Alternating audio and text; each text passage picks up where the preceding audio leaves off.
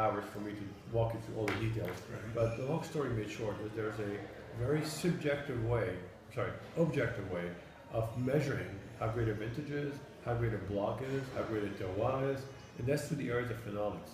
So I've been one of the persons who has really, pioneered the use of daily phenolics measurements to really try to customize each fermentation I make. Nothing is made through a recipe. So every fermentation I work on is actually made differently. And I use phenolics to help me customize that fermentation. So the yeast.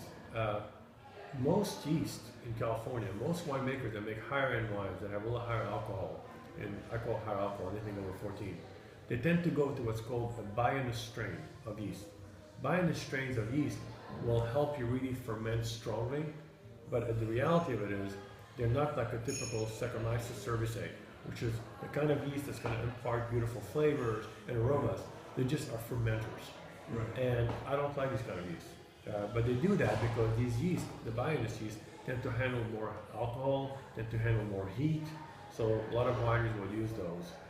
What I found through my research is these yeast will reduce your number of phenolics that you actually get into the wine. So actually, they may ferment, but you're not getting as good of a product. Well, yeah, I mean, and